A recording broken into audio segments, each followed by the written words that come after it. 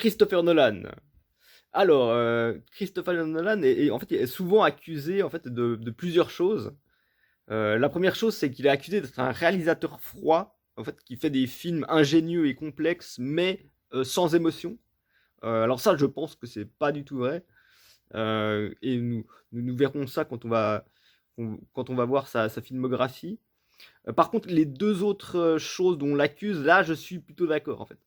La deuxième chose, c'est qu'il ne sait pas écrire des personnages féminins. Ça, je pense que c'est très souvent vrai. Il ne sait pas filmer l'action.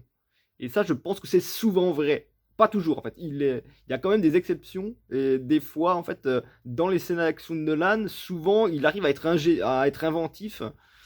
Même si c'est vrai que la réalisation des scènes d'action pêche très souvent, en fait. Alors, Nolan, en fait, il a un certain nombre d'obsessions qui reviennent très souvent dans ses films. Genre, bah, évidemment, le temps, l'identité, l'obsession la culpabilité. En fait, voilà, genre, c'est des thèmes qu'on peut voir dans pratiquement tous ces films.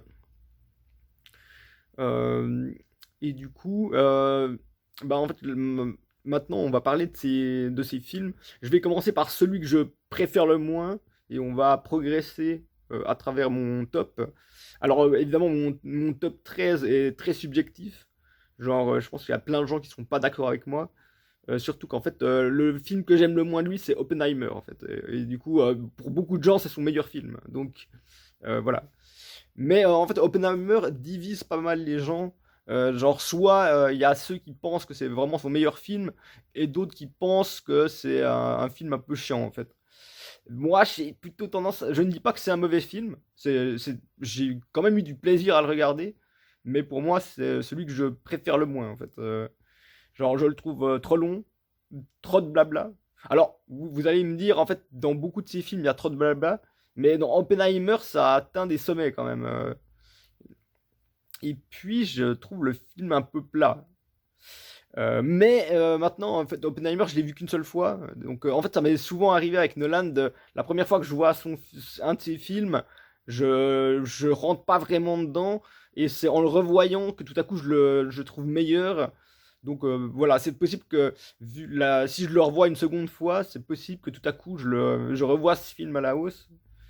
Euh, et du coup, bah en fait, oui, bah là, en fait, dans ce film, il y a évidemment la notion de culpabilité. Et genre, parce qu'à la fois, Oppenheimer, c'est un scientifique, il veut montrer qu'il peut faire des trucs de ouf, mais ses recherches ont des conséquences qu'on connaît, en fait. Et puis aussi, ce qui est trop bien dans le film, c'est qu'il y a Einstein. Donc ça, évidemment, c'est un point fort.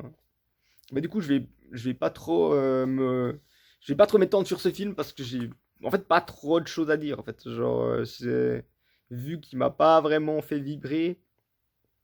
euh, donc, on va tout de suite passer au 12e film, The Dark Knight Rises. Donc, le dernier film de sa trilogie Batman. Comment vous dire? Je pense qu'on sera tous d'accord sur le fait que le plan des méchants est ridiculement complexe. Genre, c'est vraiment. Ça n'a absolument. Enfin, ça va trop loin, en fait. Il faut arrêter, en fait. Et puis, bon, aussi, il y a le fait que Batman, en 8 ans, parce qu'en fait, depuis le deuxième film et le troisième film, il y a 8 ans qui se sont écoulés, en fait.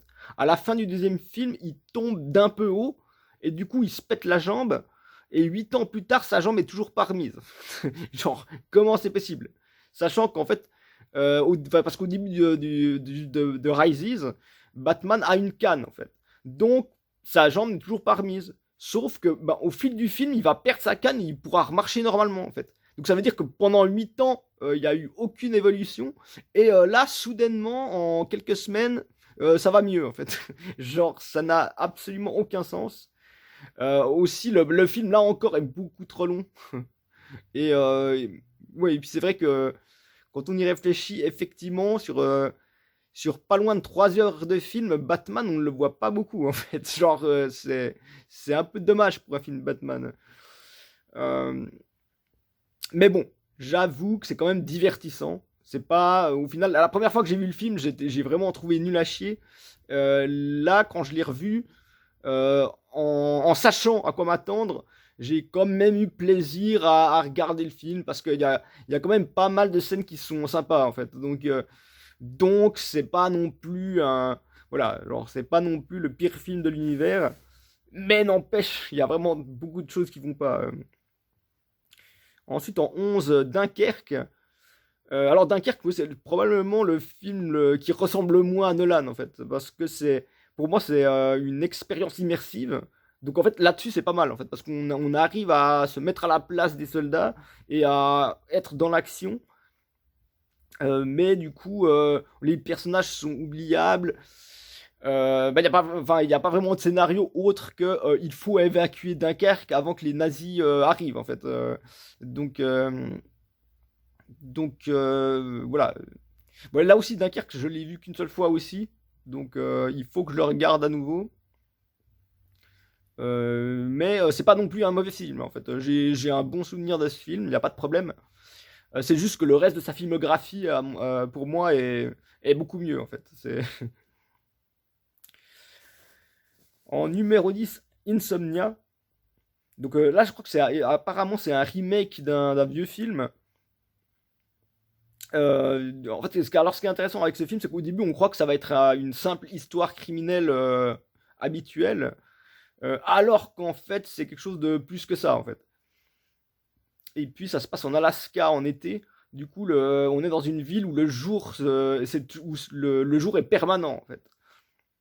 Et puis, il y a un peu une sorte de symbolisme entre la lumière et la justice, parce que le personnage principal, en fait, il essaye à la fois de fuir la lumière parce qu'il n'arrive pas à dormir, mais il essaye aussi de fuir la justice parce que peut-être qu'il a des choses à se reprocher en fait.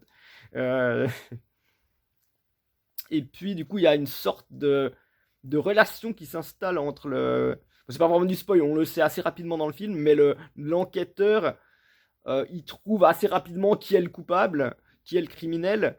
Sauf qu'en fait, les deux ont des informations compromettantes l'un sur l'autre en fait. Donc du coup, à la fois c'est une sorte de duel, mais en même temps c'est de la complicité. Parce que si l'un tombe, l'autre va tomber aussi en fait. Et du coup c'est cette relation entre l'enquêteur et le criminel qui rend le film intéressant en fait.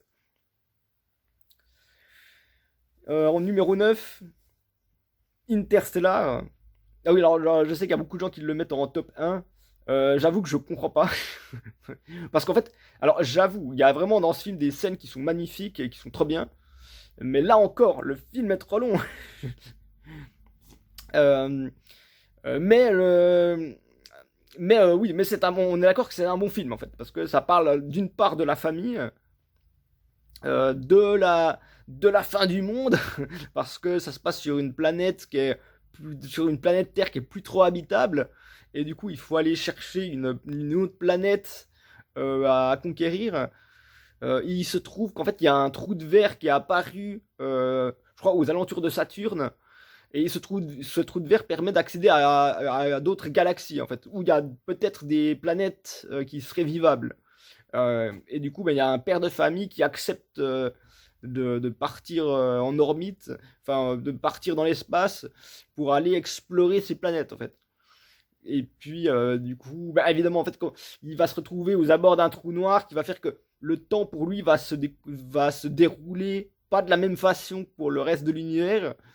Euh, et du coup, c'est assez déchirant parce que du coup, en fait, il va voir ses enfants vieillir à toute vitesse alors que lui, il a passé que quelques heures sur une planète. En fait, et du coup, oui, du coup, il y a des scènes très émouvantes, la musique est excellente. Du coup, genre, je comprends tout à fait. En fait, je comprends le succès du film parce que en termes d'émotion, c'est peut-être le film où il y en a le plus chez Nolan. En huitième position, l'Odyssée. Alors l'Odyssée, en fait, a un peu des points communs avec Interstellar, parce que là aussi, il est question de famille et d'un long voyage, en fait, qui fait que le personnage ne peut pas revoir sa famille pendant très longtemps, en fait. Alors le film, j'en ai déjà parlé précédemment, je l'ai revu une deuxième fois, et en fait, c'est vrai que c'est assez dépaysant, on arrive à y croire, et le film n'est pas si mal que ça, au final. même si évidemment il n'est pas très fidèle à l'histoire originelle, mais je trouve que ça passe. Voilà, je vais pas m'étendre plus sur l'Odyssée. En septième position, Following, le tout premier film de Nolan en noir et blanc. Sûrement parce que Nolan est daltonien en fait. Du coup, ça fait sens que son premier film soit en noir et blanc. Alors le scénario est vraiment excellent. En fait, dans ce film, on arrive à voir un peu déjà l'embryon un peu de tous les sujets que Nolan aime. Donc c'est très intéressant de voir ce film. En plus, il dure à peine 1 heure. Euh, et puis, en fait, ouais, alors c'est l'histoire d'un écrivain en mal d'inspiration qui s'amuse à suivre des gens dans la rue. En fait. Voilà, c'est comme ça que le film commence. Et très rapidement, en fait, il va tomber sur quelqu'un qui va se rendre compte qu'il est suivi, en fait. Et il va venir le voir en lui disant, toi, clairement, t'es pas flic, alors pourquoi tu me suis, en fait. Et du coup, à partir de là, voilà, des choses vont se passer et ça va être très intéressant, hein. En sixième position, Batman Begins, donc le premier Batman de Nolan. Alors, ce qui est intéressant, c'est que le thème de ce premier Batman, c'est la peur. Et effectivement, en fait, en fait, ça commence un petit peu avec le fait qu'on voit le jeune Bruce Wayne, donc c'est-à-dire qu'il va devenir Batman. Le jeune Bruce Wayne, en fait, il tombe dans un puits, dans une grotte qui est sur sa propriété. Et puis il y a plein de chauves-souris en fait qui vont voler vers lui. Et puis à partir de ce moment-là, Bruce Wayne va avoir la phobie des chauves-souris en fait. Euh, et ce qui est intéressant aussi, c'est que dans la version de Nolan, euh, au sujet de la mort de ses parents, parce qu'on on sait tous qu'en fait que les parents de Bruce Wayne se font tuer quand il est jeune par un voleur dans la rue, en fait, dans une ruelle sombre. Là, en fait, il se trouve qu'ils sont à l'opéra. Et puis, dans l'opéra, en fait, il y a des danseurs en fait, qui font de la danse sur des cordes. Et puis, ça rappelle à Bruce, ça lui rappelle en fait des chauves-souris. En fait, ça lui évoque des chauves-souris. Du coup, il a peur, puis il a envie de partir. En fait, du coup, il dit à ses parents que il a envie de partir. Et du coup, bah, ses parents, ils sont d'accord. Ils quittent l'opéra avant que ce soit fini. Il débouche sur une ruelle sombre. Et là, en fait, il rencontre le fameux voleur qui va tuer ses parents. Et du coup, en fait, Bruce Wayne, il va avoir une culpabilité par rapport à ça parce qu'il va se dire, en fait, si j'avais pas eu peur, on serait pas sorti plus tôt de l'opéra et mes parents seraient encore en vie, en fait. Donc, en fait, Bruce Wayne, chez Nolan, il se sent coupable de la mort de ses parents, en fait parce qu'il a eu peur en fait. Donc il va chercher un moyen de combattre ses peurs. euh, et du coup, alors bon ça c'est ce que je vous dis là, c'est pas vraiment du spoil parce que c'est vraiment le début du film. Voilà. Voilà. Quand il est plus grand, il finit par se retrouver chez un certain Ra's al Ghul, qui est le chef de la Ligue des Ombres, et qui promet à Bruce de lui apprendre à combattre ses peurs et à se battre en fait. Et du coup, bah, lui, ça l'intéresse. Et du coup, c'est ça qui est intéressant, en fait. C'est en fait, dans ce film, Bruce slash Batman et les méchants, ils utilisent tous la peur comme une arme, en fait. Mais pas tous pour les mêmes raisons, en fait. Pas tous pour le même objectif. Voilà. Et Ra's al Ghul, en fait, si on connaît un peu Batman, on sait direct que c'est un méchant, en fait. Mais c'est vrai que dans le film, si on ne sait pas, Ra's al Ghul a l'air d'un bon type, parce que lui aussi, son but c'est la justice, en fait.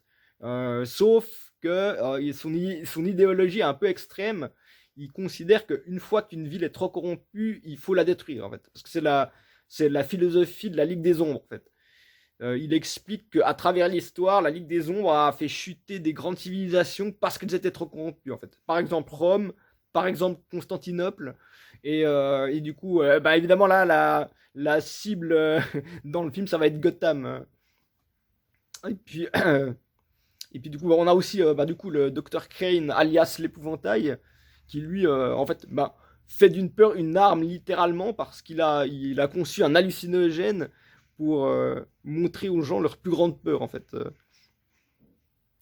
Et puis il y a aussi Falcone, un parrain de la mafia, qui lui aussi exerce la terreur parce que il peut faire tuer n'importe qui, il a des relations avec n'importe qui. En fait, donc en fait tous les personnages jouent sur la peur. Et du coup, ça va être un petit peu le jeu de qui va arriver à battre les autres, en fait. Euh, Ensuite, en cinquième position, le prestige. Alors là, bah, là, le thème, c'est clairement l'obsession et la rivalité. En fait, je trouve que c'est à la fois le film le plus rigolo et le plus glauque de Nolan, en fait. Parce que, d'un côté, c'est rigolo parce que les deux magiciens, il y a deux magiciens qui veulent devenir le meilleur magicien, qui sont en rivalité. Et puis, en fait, ils se font des sales coups l'un l'autre. Et du coup, il y a des scènes qui sont vraiment assez amusantes. Mais en même temps, les deux risquent de se perdre dans ce jeu-là, en fait. J'ai pas envie d'en dire plus. En quatrième position, Tenet. Ah oui, alors je sais qu'il y en a beaucoup qui mettraient Tenet en dernière position, mais moi pas.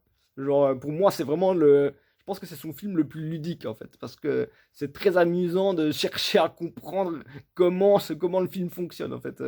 Parce que du coup, c'est. On peut le comprendre jusqu'à une certaine mesure, mais je pense que c'est impossible de comprendre à 100% le film, en fait. Parce que il y a des gens qui vont bah, qui sont comme nous, hein, qui voyageons du présent vers le futur. Sauf que dans Tenet, il y a des gens qui se déplacent du futur vers nous, en fait. Donc, ils sont inversés par rapport à nous. Et du coup, il y a tout un tas de scènes d'action où, par exemple, il y a une voiture qui roule en sens inverse, alors que du point de vue de la voiture, il roule dans le bon sens, en fait. Et du coup, c'est vraiment, genre, c'est vraiment mindfuckant. Euh, Et puis, ouais, la musique aussi. Alors, la musique est aussi excellente, parce qu'en plus, la musique aussi, parfois, en fait, la musique est inversée. Euh, donc, en fait, genre, il y a vraiment beaucoup de choses qui sont bien vues dans ce film. Après, on critique souvent le protagoniste de ne pas avoir d'émotion. Alors, déjà, il faut savoir que le protagoniste, c'est un militaire de métier, donc c'est normal qu'il n'affiche pas, qu'il ne surjoue pas, en fait, les émotions, en fait. Pourtant, en fait, dans tous les moments importants, on voit sur son visage des mouvements subtils qui montrent que oui, en fait, à certains moments, il est émotionné. En fait, des fois, ça peut être un regard, un léger mouvement de la bouche. Genre, clairement, le protagoniste n'est pas un bloc de marbre. Il a des émotions, en fait. Et ça se voit, en fait, si on regarde un minimum. Ensuite, en troisième position, Memento. Alors, ouais, alors Memento, en fait, c'est vraiment le génie. En gros, c'est l'histoire d'un mec qui a eu un accident, et depuis cet accident, il n'arrive pas à se former de nouveaux souvenirs, en fait. Donc, en gros, il se souvient de toute sa vie jusqu'à l'accident, mais après l'accident, c'est le trou noir, en fait. Chaque fois qu'il se réveille, il n'a plus aucun souvenir de ce qu'il a fait la veille, en fait.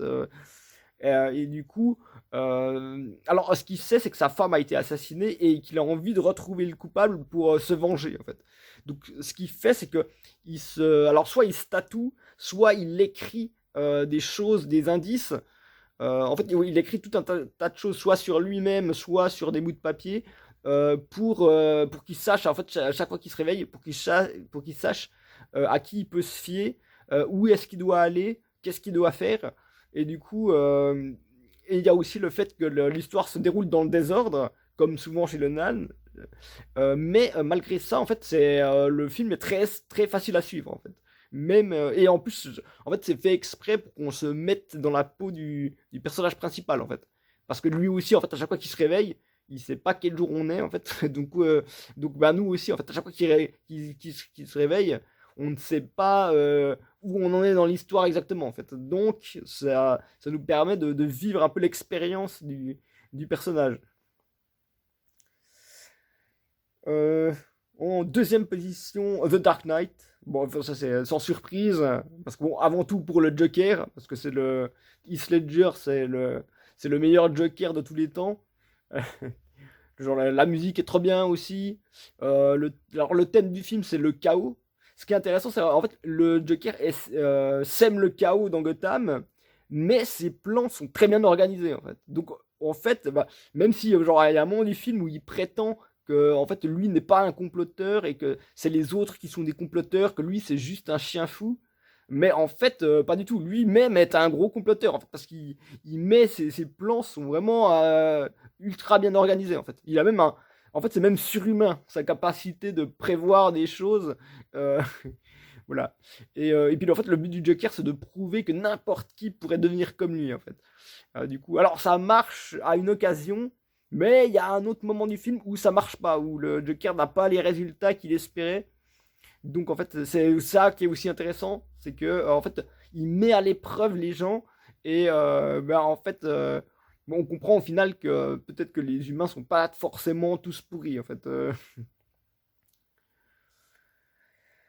Enfin, en première position, Inception, bien entendu, voilà, genre, voilà, genre, c'est le concept, c'est le concept principal, c'est le rêve partagé en fait. Le fait que des gens peuvent être dans le même rêve, se retrouver dans le même rêve. Et du coup, ça est utilisé par des gens qui s'appellent des extracteurs. En gros, c'est des gens qui s'infiltrent dans les rêves des autres pour leur piquer des informations, en fait. Mais là, la mission du film, ça va être l'inverse. C'est que la mission du film, ça va être d'implanter une idée dans la tête d'un type, en fait. Là, en gros la cible, c'est l'héritier d'une grosse multinationale parce que son père est mourant en fait et c'est à lui que va revenir la société et bah, le commanditaire de l'opération en fait il a envie que le fils ne reprenne pas l'entreprise de son père mais crée sa propre entreprise pour que son concurrent soit démantelé en fait que l'entreprise de son concurrent soit démantelée. Euh, et du coup, alors là encore, on pourrait croire que c'est froid et sans émotion, mais non, en fait, parce que il y a un des protagonistes, justement, quand il connaît les données de la mission, la première chose qu'il dit, c'est que si on veut implanter quelque chose dans la tête du fils, il faut d'abord étudier la relation qu'il a avec son père, en fait. Et du coup, effectivement, ça va être un peu le cœur du film, c'est que, voilà, il va falloir entrer dans son esprit et ben, un petit peu se baser en fait sur la relation qu'il avait avec son père pour le convaincre qu'il doit pas suivre les pas de son père en fait. Et donc c'est enfin, je sais pas, en fait, ce film pour moi il est quasi parfait en fait. Parce que il y a tout, il y a la musique, il y a l'intrigue effectivement très complexe mais très agréable à suivre. Ouais, en fait, le fait d'entrer dans les rêves des autres, d'être dans des rêves avec des règles assez spécifiques, vraiment, pour moi, ce film marche à fond. Et puis, oui, et puis, alors, sans trop spoiler, la scène de l'ouverture du coffre, genre, dites-moi que c'est pas émotionnel, ce moment-là, en fait. Genre, pour moi, c'est le moment le plus intense du film, en fait. Voilà, voilà. Bah, voilà pour Nolan. Donc en fait, bah, ces films effectivement sont souvent très complexes, mais toujours il y a de l'émotion qui est présente en fait. Voilà, il suffit d'observer, j'ai envie de dire, et on comprend que Nolan, non, c'est pas un robot en fait. Mais oui, effectivement, il ne sait pas écrire les personnages féminins, et ses scènes d'action sont parfois foireuses. Ça, c'est bien vrai.